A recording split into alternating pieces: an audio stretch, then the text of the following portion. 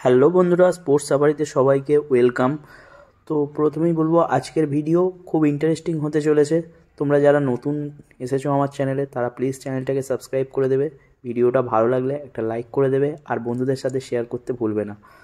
তো চলো ভিডিও শুরু করা যাক। বন্যরা বনে সুন্দর ইস্টবেঙ্গল কলকাতা লিগে। নিতুদা, আপনি অজুহাতের ভর করেই দলটা চালিয়ে যান।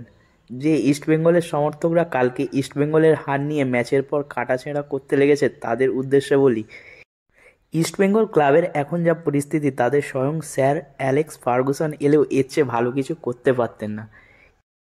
ইস্টবেঙ্গল সমর্থকরা আজকে সাধু সেজে প্রতিটা ম্যাচ হারার পর ফেসবুকে রেফারির অজুহাত দিয়ে কান্না করে চলেছে। তারা অতীতে কলকাতা লিগের খেলাগুলো সব একটু দেখুন। 70, 80, 90 দশকের মোহনবাগান সমর্থকরা এইভাবে রেফারির বিপক্ষে বলতে বলতে ক্লান্ত হয়ে গেছিল। তখন তো ইস্টবেঙ্গল মাঠে নেমেই 14 জন নিয়ে খেলতে হবে প্রতিপক্ষকে। কত উদাহরণ দেব আমরা, কথায় আছে পাপ বাপকে ছাড়ে না। আর একসময় কত অবৈধ উপায়ে ইস্টবেঙ্গল কলকাতার ময়দানে রাজ্যপাট চালিয়েছে, সেই অভিশাপ তো একসময় বইতেই হবে বাপু। প্রয়াত স্বপন বলকে ভুলে গেলে চলবে না।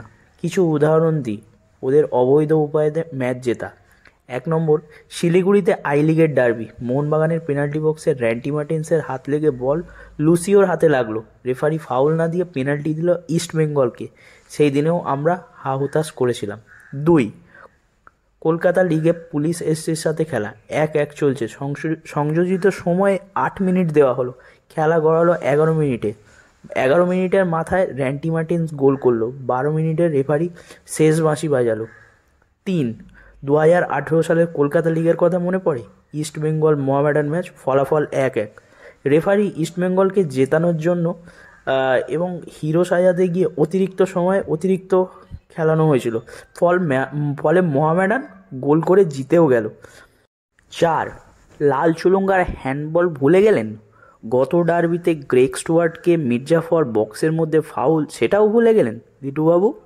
আই লিগে যেমন চিরকাল অধরা ছিল তেমনই আইএসএলও অধরা আছে, থাকবে।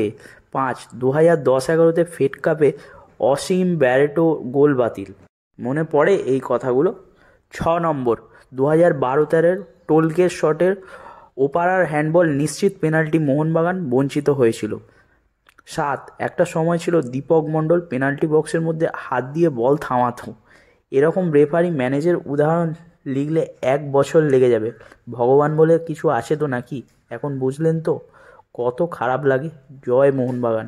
তখন আমরা কিছু বললেই বলতো খেলা না পেরে কান্নাকাটি করছি, আজকে আপনারা তাই করছেন। ভারতীয় ফুটবলের ইতিহাসে ইস্টবেঙ্গল একমাত্র ক্লাব যারা রেফারিকে সম্বর্ধনা দিত, কারণ কলকাতা লিগ জেতার সুবিধা হবে বলে। ভুল কিছু বললে অভিজ্ঞরা শুধরে দেবেন, এটা তাদের জন্য বলার কারণ পাপ বাপকেও ছাড়ে না মনে করানোর জন্য। আবার বলবো জয় মোহনবাগান। আর তোমরা যারা আমার চ্যানেলে নতুন এসেছো তারা প্লিজ ভিডিওটা যদি ভালো লেগে থাকে একটা সাবস্ক্রাইব করে দেবে আর বন্ধুদের সাথে শেয়ার করতে ভুলবে না। তো আজকের মতন এই ভিডিওটা এই পর্যন্ত, টাটা।